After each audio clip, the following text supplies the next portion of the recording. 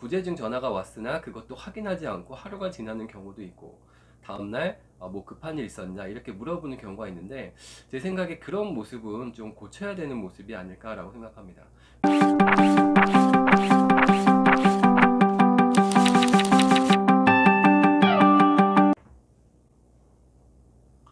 안녕하세요, 모두쌤입니다.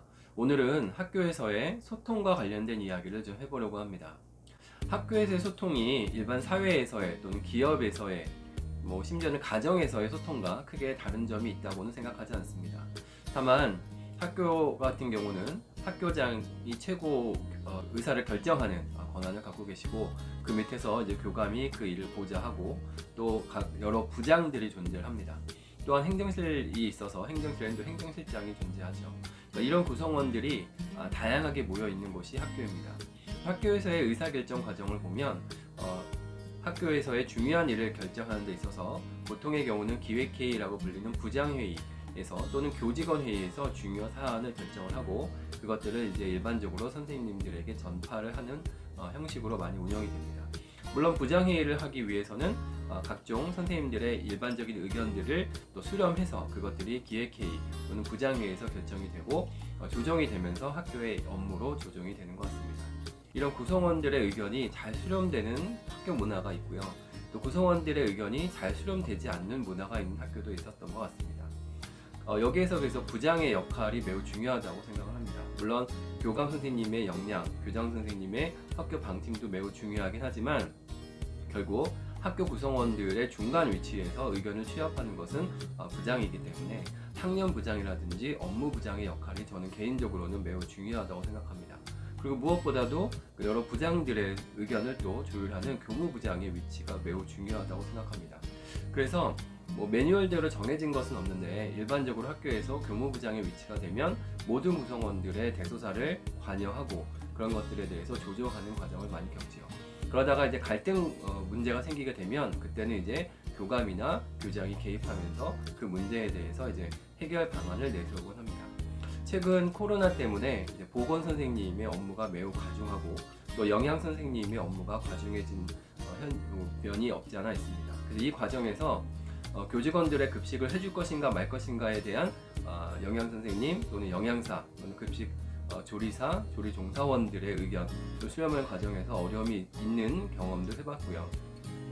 또 아울러 보건 선생님과 같은 경우는 코로나의 방역에 대한 전문가로서 어디까지 책임을 져야 되고 어디까지 업무 한계인지 이런 것들 때문에 학교마다 약간의 갈등들이 있었던 것은 사실인 것 같습니다. 그리고 최근에는 코로나 3년차가 된 현재에는 이제 코로나가 사회적 거리두기가 이제 거의 다 해제되고 실내외에서 마스크 쓰는 것만 빼놓고는 거의 다 이제 해제가 된 것으로 신문지상에 또 언론에 보도가 돼가고 있는데요. 그 전까지만 해도 현재 이제 선생님들이 코로나 걸렸을 때 병가를 7일 쓸 수 있기 때문에 여기에 대한 대체 시간 강사를 어떻게 구할 것인가, 이런 것이 또 학교에 있는 BCP 계획에 어떻게 반영되어 있는지, 학교마다 있는 보결 규정이 어떻게 규정이 되어 있는지가 또 약간의 갈등의 소진이 있었습니다. 선생님 입장에서는 빨리 강사를 구해서 나를 대체할 수 있는 그런 선생님을 구하는 것이 매우 좋은데, 현재로서는 강사가 너무 풍비 현상이 일어나기 때문에 어느 학교든 강사를 구하는 게 쉽지 않은 현상입니다. 그래서 이런 여러 가지 문제들을 이제 어떻게 해결할 것이냐가 학교 구성원이 갖고 있는 문제점이 되겠죠. 그래서 이런 과정에서 제가 경험한 바에 의하면 선생님들의 의견을 청취하고 듣고 그것을 조정하고 정리하는 것이 매우 힘든 일이라는 것을 새삼 느낍니다. 근데 저는 이제 개인적으로는 그런 과정이 반드시 필요하다고 생각하고요.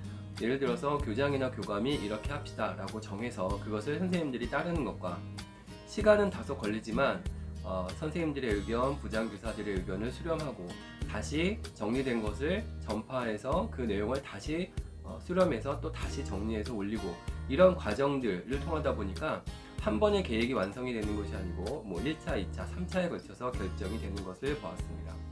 근데 그런 과정들에 참여하는 선생님들 입장에서는 이거는 시간 낭비다, 굳이 이렇게 의견을 수렴해서 이렇게 결정할 필요가 있겠냐, 한두 사람이 그냥 정해서 알려주면 좋지 라고 생각할 수도 있다고 생각합니다. 그러나 제가 지난 성과급과 관련된 영상에서 말씀드린 것과 같이 올해도 이제 성과급이 결정돼서 이미 지급이 되었는데, 제가 이제 그 과정에서 작년에 성과급이 어떻게 정리가 되었는지를 작년에 학교에 계셨던 부장님들이나 인사자문위원들에게 물어봤는데 모르시는 분들이 대다수였습니다. 대다수는 회의는 참석했는데 기억이 나지 않는다, 해당 내용에 대해서 잘 모르겠다, 이렇게 얘기하시는 분 계셨고, 이런 과정을 제가 생각해 보니 왜 그러면 내가 그렇게 성과급이 중요한 부분인데 그런 것들을 기억하지 못하실까 생각했더니, 그러니까 그만큼 회의에 내가 주인으로서 의식을 갖고 참여한 것이 아니고 형식적으로 어떤 요식행위에 참여한다는 느낌을 갖고 참여하시는 것들이 아닐까라는 생각이 들었습니다. 그래서 제가 근무한 학교에서는 담임평가위원회, 인사자문위원회 위원들에게 학년의 의견을 다 수렴해서 학년 구성원들의 사인까지 다 받아오라고 했습니다. 사인까지 받아와서 어떤 의견에 대해서 동의했는지, 어떤 생각을 하는지를 다 실험하도록 했습니다. 그랬더니 정말 생각보다 너무너무 다양한 의견들이 들어왔기 때문에 거의 1차, 2차, 3차 회의까지 해서 학교의 기준안을 마련했던 것 같습니다. 물론 그 과정에서 대면 또는 비대면으로 회의를 했고요. 또한 채팅방을 열어가지고 채팅에 그 해당 내용을 다 올려놓도록 했습니다. 그랬더니 이제는 어떻게 회의가 결정이 됐고 과정이 정리가 됐는지를 그 채팅방에 들어와서 위에서 아래까지의 내용을 쑥 훑어보면은 누구든지 알 수 있게 그렇게 되어 있기 때문에 아마 지금은 선생님들이 모두 그 어떻게 결정됐다는 사항을 알 수 있을 거라고 생각합니다. 그러니까 제가 이렇게 말씀드리는 이유는 저도 이제 교무 시절에 혁신학교에서 근무를 했었는데 그때는 이제 그 TF팀을 꾸려가지고 학교 업무 정상화 또는 업무를 어떻게 하면 효율적으로 할 것인가에 대해서 교무팀, 그리고 행정팀, 그리고 공무직팀이 이렇게 모여가지고 협의를 항상 했습니다. 1년에 한 번씩 또는 사안이 생길 때마다 회의를 했었는데 그 과정이 물론 쉽지 않죠. 입장이 다르기 때문에 서로 같은 현안에 대해서도 다른 이야기를 내곤 했습니다. 하지만 그래도 거기에 소속된 공무직이나 행정직 또 선생님들 같은 경우 의견을 낼 수 있다는 자리 자체가 중요하다고 생각을 했고, 그 의견이 비록 받아들이지 않더라도 어쨌든 의견을 낼 수 있는 자리가 있다는 게 매우 중요하다는 것을 그때 느꼈기 때문에 나중에 저도 내가 교감이 되거나 교장이 되면 반드시 그렇게 한번 해보겠다고 생각을 했었는데, 막상 이제 이번에 담임평가와 관련해서 그렇게 한번 해볼 기회가 있어서 또 한번 실제로 한번 그렇게 해보니 그냥 제 스스로는 선생님들의 의견을 정말 여러 번 들을 수 있었고, 또 선생님들 입장에서도 잘못하면은 우리 학년에서 또는 우리 소속 부서에서 소외될 수 있는 목소리까지 전달될 수 있는 부분이 있었기 때문에 비교적 합리적으로 담임평가 기준안이 마련됐다고 저는 생각을 합니다. 그러니까 이런 과정에서 제가 느끼는 부분이 학교에서 일어나는 정말 다양한 문제들이 있습니다. 방과 후 학생들이 집을 갈 때 문이 잠겨 있으면 문을 어떻게 열어줄 것이냐, 이런 문제도 있을 것이고요. 또 방과 후 시간과 실제로 수업을 마치고 방과 후 시간까지 그 갭이 있는 시간이 있는데, 기다리는 시간이 있는데 그 시간 동안 어디가 있을 것이냐. 대부분의 학교들은 이제 도서관을 활용을 많이 하는데, 도서를 담당하는 사서 선생님이나 사서 우리 실무사의 입장에서는 안전 때문에 또는 방역 때문에 그것이 불가능하다고 해서 생기는 또 갈등의 문제도 있었고요. 그러니까 이렇게 학교 안에서 다양한 직업군이 존재하기 때문에 입장의 차이가 있고, 그에 따라서 이제 이런 문제들을 어떻게 해결할 것인가 하는 문제는 항상 나온다고 생각합니다. 이제 이번 주부터죠. 이제 18일부터 사회적 거리두기가 전면 해지되고 실내외에서 마스크 쓰는 것 외에는 이제 모든 것이 해지되는 상황에서 아마 또 한 번의 변혁이 있을 것 같습니다. 학교마다 아마 BCP 계획에 따라서 코로나 감염자가 생겼을 때 이제 대처한 방안도 살짝 좀 바꿔야 될 것 같고요. 그에 따른 학교의 여러 가지 교육과정상의 운영되는 면도 살짝 변경되는 것이 필요할 것 같습니다. 이럴 때마다 한두 부장의 생각대로 또는 한두 관리자의 생각대로 학교 일이 결정되는 것보다는 비록 지난한 그리고 지루한 과정을 거치긴 하지만 구성원들이 모여서 대면이든 비대면이든 하나하나 의견을 좀 들어주고 또 의견들이 좀 공개적으로 소통되면서 논의가 될 수 있는 장이 마련되어야 되지 않나라고 생각을 합니다. 우리는 학교에서 학생들에게 민주주의를 가르칩니다. 민주주의 국가에서는 또 소통이 중요하고 권리와 의무가 중요하다는 얘기를 참 많이 합니다.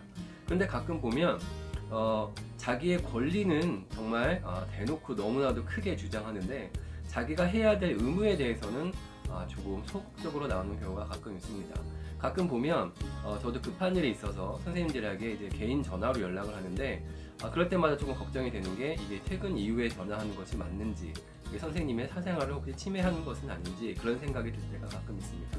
그러나 제가 교직원들에게 전화할 때는 당연히 공무로 전화를 하는 것이지 사적으로 전화는 하지 않기 때문에 그러니까 제 생각에는 학교에서 교장이나 교감이 전화했을 때는 공무로 전화하니까 당연히 거기에 대해서는 빠른 응대가 필요한 부분인데, 가끔은 보면 부재중 전화가 왔으나 그것도 확인하지 않고 하루가 지나는 경우도 있고 다음날 뭐 급한 일 있었나 이렇게 물어보는 경우가 있는데, 제 생각에 그런 모습은 좀 고쳐야 되는 모습이 아닐까라고 생각합니다. 왜냐하면 우리가 교사이자 국가 공무원 신분이기 때문에 공무원으로서 당연히 해야 될 의무는 있다고 생각합니다. 가령 방학 때 선생님들 같은 경우 40일조 연수를 쓰고 그 자택이나 뭐 도서관에서 이 일을 하신다고 이렇게 계획을 올리시죠.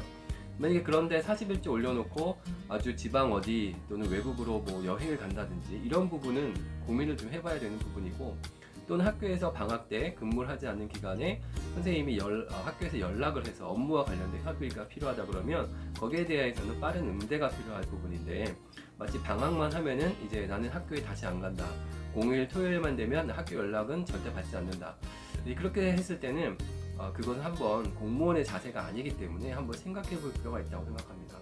저는 당연히 선생님들의 권리는 존중돼야 되고 선생님이 누려야 할 것들은 당연히 법에서 허용된 만큼 융통성 있게 보장이 돼야 된다고 생각을 합니다. 다만 권리와 더불어서 선생님들이 반드시 하셔야 될, 어떤 교직원들이 반드시 지켜야 할 의무 같은 것은 반드시 지켜야 된다고 생각합니다. 가령 병가를 냈을 때는 거기에 따른 진단서를 요구했을 때 진단서를 반드시 발급받아 주셔야 되고요. 그런데 가끔은 복귀하셔도 한참 시간이 흘러고 몇 주가 흘렀는데도 진단서도 내지 않는 경우도 있고, 또 병가 갔다가 왔을 때는 그래도 교무실 한번 들려서 잘 갔다 왔는지를 보고 해주시면 좋은데, 그런 모든 절차를 생략해서 나중에 저 사람이 갔다 왔는지조차도 모르는 경우가 있는 이런 상황이 만약에 반복된다 그러면 이거는 소통의 모습은 아니라고 생각합니다. 저는 비교적 저에게 올리는 근무 상태의 조퇴라든지 뭐 이런 부분에 대해서는 저는 거의 사유를 묻지 않고 선생님들이 올려주는 내용을 100% 신뢰하면서 결제를 하고 있는데, 이제 그런 부분을 선생님들 조금만 이해하신다면 학교에서 보장해 주는 것만큼 내가 또 학교를 위해서 해줘야 될 부분이 무엇인지를 같이 고민해보는 그런 자세도 좀 필요하지 않을까라고 생각합니다. 상담에서도 그런 경우가 많이 있습니다. 상담을 통해서 어떤 문제가 해결된다기보다도 상담을 통해서 내담자의 어려움과 힘겨움을 상담자가 들어주면서 그 부분을 내담자 스스로가 해결하는 경우가 많이 있죠. 정신과 의사 선생님들도 그런 요법을 많이 쓰고 실제로 이제 상담을 하시는 분들도 그런 부분을 많이 합니다. 일단 내가 갖고 있는 생각이나 내가 갖고 있는 고민을 충분히 다 쏟아놓고 그 다음에 스스로 당연히 그 안에서 문제점에 대한 해결책도 찾아가는 것이 저는 맞다고 생각합니다. 학교에서의 소통도 이렇게 사설 기관에서의 상담이라든지 이런 거하고는 약간 차이가 있긴 하지만, 내가 학교의 교직원으로서 선생님으로서 갖고 있는 의사나 생각들을 충분히 이야기할 수 있고 그 이야기가 충분히 전달되고 그런 과정이 보장이 된다 그러면 아마도 다수에 의해서 내 의견이 약간 뒤로 물러나서 채택이 되지 않는다 그래도 크게 불만은 없을 거라고 생각합니다. 왜냐하면 우리는 민주주의 사회에 살고 있고 어쩔 수 없이 다수결 원칙에 의해서 모든 일들이 결정이 되는 것입니다. 그러나 또 한 가지 중요한 것은 소수의 의견도 저희가 무시를 하면 안 되는 것이죠. 이런 원칙들을 학교 내에서의 문화에 반드시 저희가 생각하면서 지키려고 하는 노력이 반드시 필요하다고 생각합니다. 이런 것들이 지켜질 때 선생님이건 행정직원이건 또는 공무직이건 아니면 뭐 배움부터 지킴이분까지 여기는 내 학교구나, 내가 행복하게 생활할 수 있는 공간이구나 하는 생각을 할 수 있을 거라고 생각합니다. 그거는 가정에서도 마찬가지겠지요.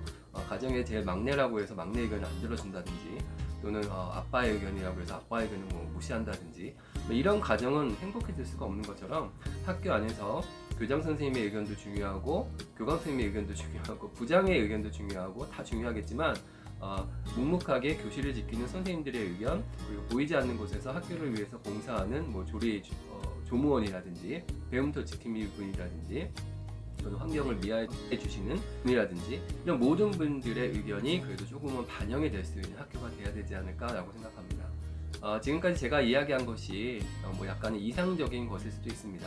하지만 가장 중요한 것은 구성원 간의 소통이 매우 중요하다는 것이 제 생각이고요.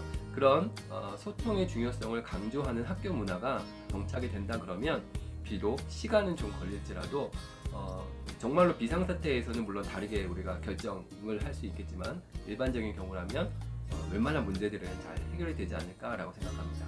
제가 오늘 학교에서의 소통과 관련된 이야기를 좀 말씀드렸는데요. 제 영상이 조금이라도 도움이 되셨다면 구독과 좋아요 한번 눌러주시면 감사하겠습니다. 고맙습니다.